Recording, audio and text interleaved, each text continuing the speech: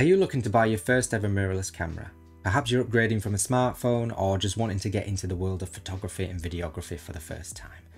Whatever it may be, you'll have so many questions because it is very, very overwhelming. What is a full frame camera? Crop sensor? Micro Four Thirds? How do the lenses all combine and work together? Who knows? But in this video, I will hopefully guide you through 5 key factors for what I believe will help you navigate this crazy mirrorless camera world and hopefully make that decision about choosing your first camera that little bit easier. Alright guys, I hope you're all good. So I've tried to condense this down into 5 deciding factors before you get all swept away with all the hype and all the YouTuber reviews for the latest and greatest cameras that are out there. Because let's face it, there are far too many options. It can be very difficult to figure out which one is best for you. And I feel that some people at the beginning, myself included, can get very, very confused by all the different sensor sizes, all the different systems and mounts and how all the lenses work. It can be very, very overwhelming. So I'm going to start this off with the first and most important factor, budget. So before you can even begin to look, you need a budget. How much are you willing to spend on this unknown future hobby of yours? Because this will ultimately narrow down all the choices. However, that does not mean that you can't dream. You can't think big. So it's very important to see whether or not in this system that you end up choosing, is there a range of cameras? Is there a lower end, mid-tier, high-end range of cameras that you can potentially upgrade to in the future? Because this will save you a lot of money down the line. Because let's not forget, it's not just about the body. These are interchangeable lens cameras.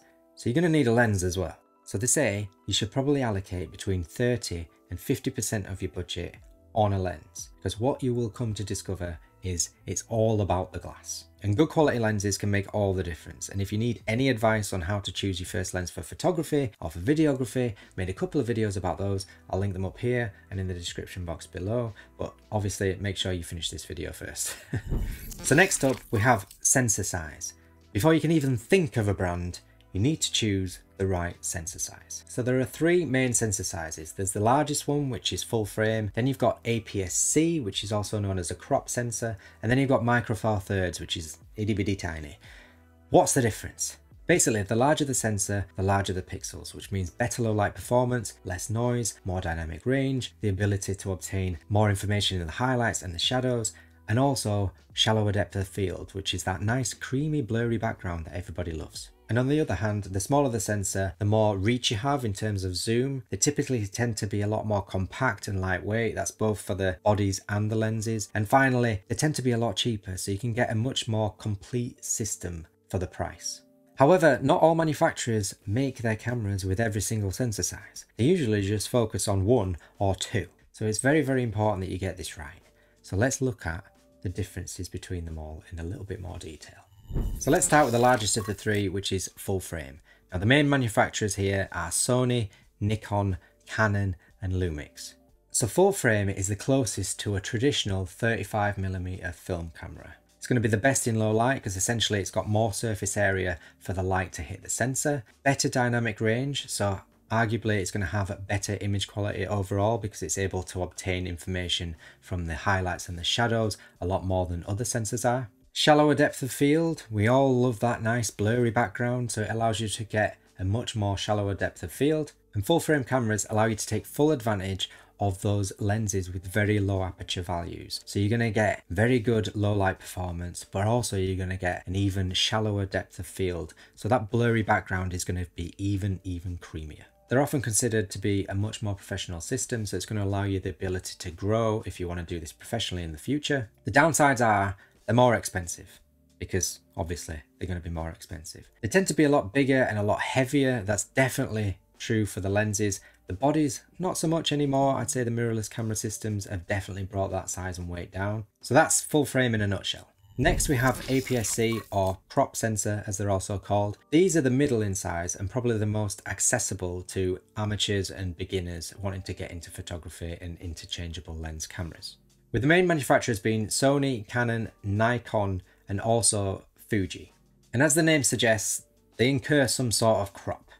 Usually a 1.5 or a 1.6 times crop depending on the manufacturer. However, I'm going to stop there and I'm going to hopefully try and make this a little bit easier to understand because I was very confused when I was first starting out. So a full frame camera's sensor is based on the traditional 35mm film, and that means that the lenses are typically listed in full frame terms. So the focal lengths are listed in full frame terms, as is the aperture value. For example, a 24mm f1.8 lens on a full frame camera is going to be a 24mm focal length with a minimum aperture or maximum aperture, whatever, widest aperture of f1.8.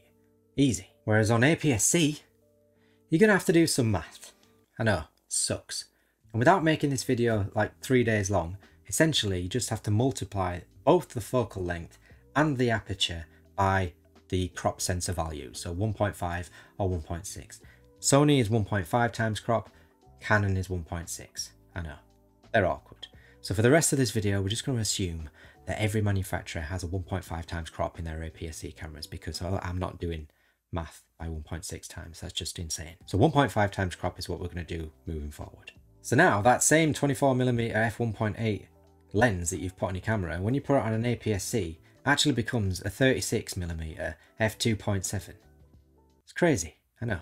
And I had no idea what this even meant when I was first getting into photography, which is why I'm trying to make this video to hopefully help you guys out as well. And what makes it more confusing is you can buy crop sensor lenses. So lenses designed specifically for crop bodies. So you'd think to yourself, no need to do any math. It'll be what it is. No, they still list their focal lengths and their minimum apertures in full frame terms. So if you go and buy yourself an APS-C lens that's 24mm f1.8, when you put it on your APS-C camera that's designed for, it's still going to be a 36 f2.7. That's how it's going to perform anyway. It's going to perform as if it were a 36mm f2.7 on a full frame camera. And it's very confusing, and it had me like baffled for years. Maybe not years, for a long time. So yeah, I just wanted to clarify that because it was not clear to me. I did not understand this at all. It would just made everything confusing. So one important thing to note is it does not affect the megapixel count. So if you've got 24 megapixels on a full frame camera, APS-C, micro four thirds, it doesn't matter what lens you put on there, you're still going to get a 24 megapixel image. All it does is crop into the focal length itself. And because APS-C has a 1.5 times crop, so it's 1.5 times zoomed into that composition, into that focal length, is a big key factor for this system because it allows you to have more reach, more zoom.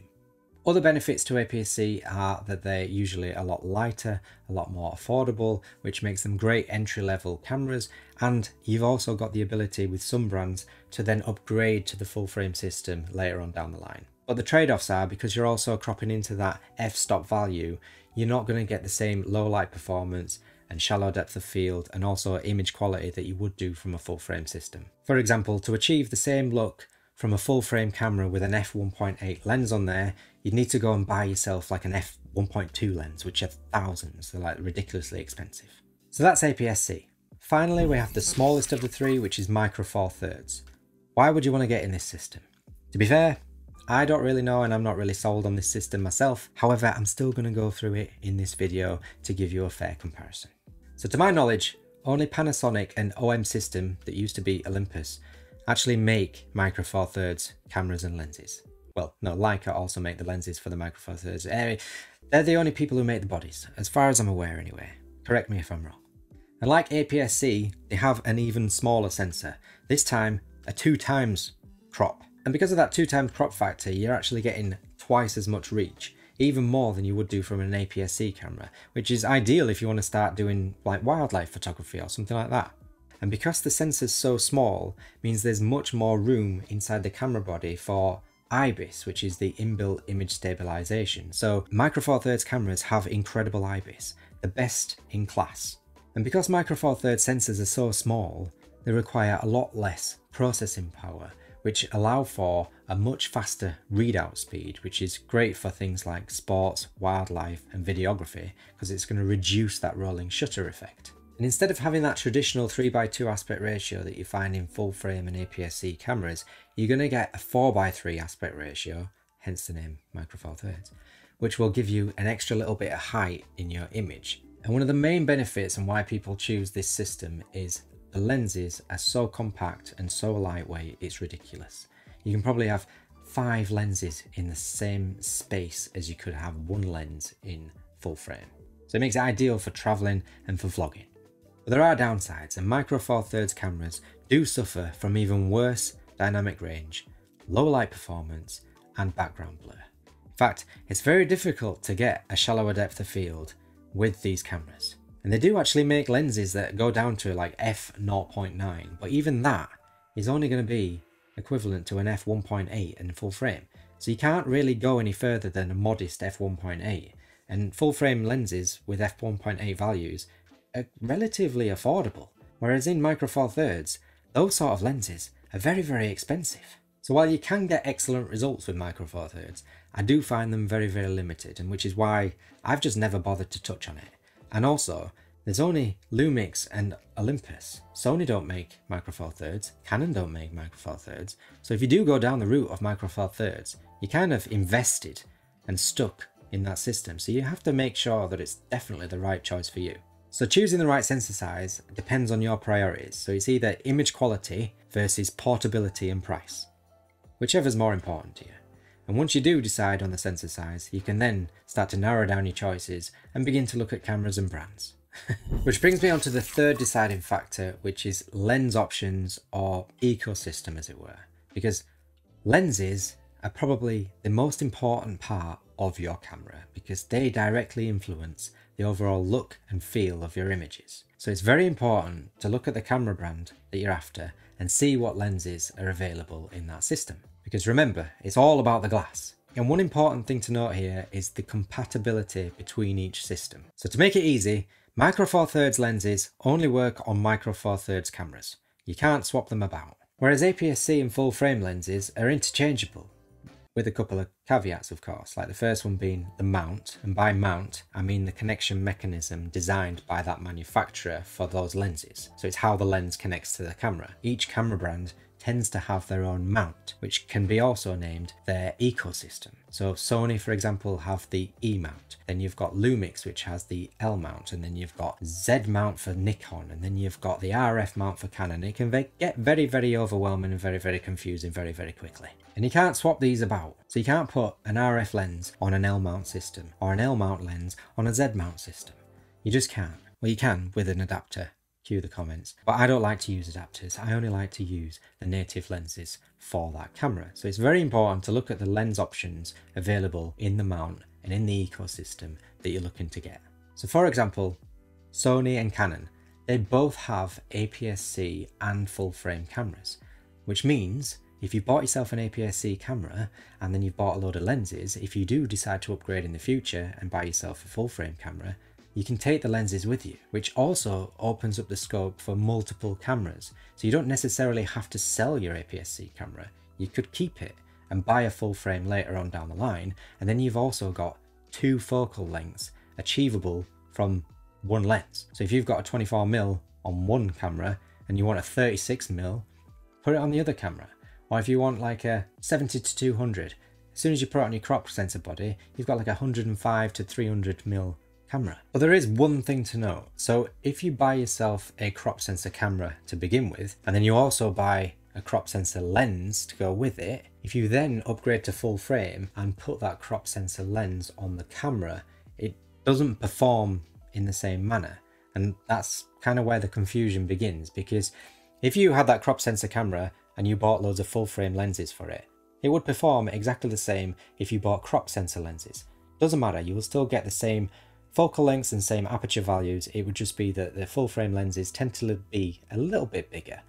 But if you wanted to upgrade to full frame later, and then you put those full frame lenses on the full frame camera, again, it's going to work perfectly fine, and you're going to get that true focal length and that true aperture value from those full frame lenses on the full frame camera. However, if you've gone and bought yourself loads of crop sensor lenses, and then you go and buy yourself a full frame camera later on, and you put those crop sensor lenses on that full frame camera, this is where the confusion starts, because it actually crops in to the sensor. It doesn't crop into the focal length anymore. So instead of having a 24 megapixel image, you're going to crop in to that sensor, because the sensor is where the megapixels are. So you're going to crop into the 24 megapixels and you're going to lose a load around the edge. So instead of it being 24 megapixels, you're going to end up with like 16 megapixels.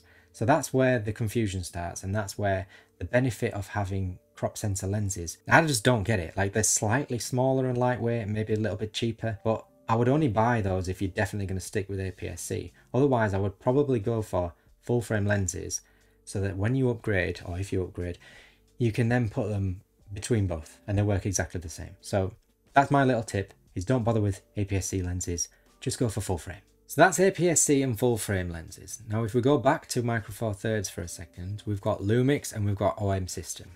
But the lenses, not only do you have Lumix and OM system lenses, but you've also got Leica lenses, and they are interchangeable with both systems. So it doesn't matter if you've got Lumix Micro Four Thirds or OM system Micro Four Thirds, you can put all the lenses between all the cameras, which makes them pretty intriguing. Plus, they're super compact and lightweight, so it might be a great option if you're a vlogger or if you're traveling. But the most important thing is that you're happy with the lineup of lenses that are available in the system that you're thinking about buying.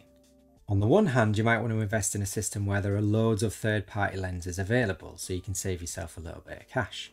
Me, however, I prefer to buy lenses that are manufactured by the same camera manufacturer. So if I go with a Sony, I'm going to buy Sony glass. If I go with Lumix, I'm going to buy Lumix glass. It's just personal preference, but personally I feel that the native branded lenses tend to have better compatibility, especially when it comes to like autofocus and focus breathing compensation, for example. So once you've begun to understand the various mounts and systems and what's compatible with what, you can then start to look at the lens options that those systems have on offer, because not every system has the same lens lineup. I know, shocking. And don't forget about that crop factor. So if you do go for APS-C, remember that every lens that you look at, you're going to have to multiply it by 1.5. So it all comes down to personal preference. So you've got to do as much research as you possibly can. Trust me, I've done a world of research. So you can narrow down those choices and eventually figure out which system has the better lens lineup for you. So that's lenses and ecosystem. What's next? Number 4 is, what do you plan to shoot? Because essentially, this is going to determine your needs, and you need to try and match the options and features to your needs. And the chances are you probably don't even know what they are yet. However, if you're planning to spend thousands of pounds on camera gear, you might have a vague idea. So let's assume that you've got a vague idea of what you want to shoot. This is when you can really start to narrow things down, because you've set yourself a budget. You've chosen your sensor size. You've had a look at lens options. So you have a brand or a couple of brands in mind. So now you can actually start looking at cameras. It's a whole wax on, wax off scenario, I know. So if it's sports, you might want to look at getting something like an APS-C that's got a fast readout speed, but also great autofocus performance. So perhaps a Sony or a Canon. If it's portraits and weddings, then you might want to go down the full frame route, so you can get that nice shallow depth of field and you can get that excellent image quality. Or maybe you're leaning towards video. In that case, you might want to go down the Sony or Lumix route, because they've got excellent options there. And it's important to know that there is no camera on this planet that ticks all the boxes. It's a matter of compromise, trust me. And if you want to see how many times I've changed cameras, I'll link a video up here and in the description box. Check that out, it's worth a laugh, honestly. But I would strongly suggest that you look at the ecosystem as a whole. Like, it's all well and good finding the perfect camera, but if there's only one lens available, then there's just no point, because you're going to be very limited in what you can shoot. So ask yourself, does this camera have a good lens lineup, decent accessories, and will it allow for me to grow? Is there entry-level, mid-level and higher-end models that I could potentially upgrade to? And finally, kids, yes, finally, we're on to number 5, which is ergonomics and handling. Because ergonomics can make a huge difference, and how it feels in the hands can be very, very important, especially if you're going to be using this camera for long periods of time. You want a camera that feels comfortable, that's got a decent grip, and also buttons that you can reach. You're also going to want to have great customization, because the more experienced you become, the more you'll realize that you want this certain feature accessible a bit more often. So you're going to assign custom buttons to that particular feature, which is why I love Lumix, because it's got a button for everything. So then all the customizable buttons I can assign to something else and something more fun. No other system seems to do this or offer this. Having owned the R6 II for a short period of time, it frustrated the hell out of me, because you'd go into the menu and there'd be quite a lot of features that would grayed out and you'd have no idea why, until later on down the line you'd find out that it's because C-Log 3 is activated for some reason. Also, they don't have very many video assist tools, so if you wanted to go down the whole video route, does the camera have decent video assist tools? Lumix, for example, lead the industry with this. We've got like shutter angle, we've got histograms, we've got waveform, we've got so many frame rates to choose from. Sony are also pretty good when it comes to their video. What's the battery life like? Because batteries are expensive, so if I have to buy 3 or 4 batteries just so I can get through a day's shooting, then that's going to add so much more to my budget. What about the screen? What's the resolution like? Is it a tilt screen? Is it a flip screen? Does it do well in sunny weather? The EVF, has it got good resolution? What's the magnification like? Can I plug in a microphone? If I do, will it obstruct the screen? Does it have a headphone jack to monitor my audio? All these things you have to think about. Because at the end of the day, these are just tools, and it's so easy to get bogged down by all the specs and features that we forget that we need to actually enjoy using these cameras. So ergonomics and handling is very overlooked, but in my opinion is very important. So a strong piece of advice, if you can go into a shop and try one of these. I know, there are no more shops, I get it. Or rent, borrow one, whatever it is, try before you buy. I would strongly recommend that you do that, because otherwise you're just going to end up making the same mistakes that I've made and buy 10 different cameras before you find the right one. So I think that's it, guys. Sorry it took so long, but a quick recap. 5 things you should think about before buying your first mirrorless camera. Number 1, set yourself a budget, not forgetting to set aside 30 to 50% for that lens. Number 2, sensor size, knowing the difference and how it can affect your image. Number 3, lens options and ecosystem.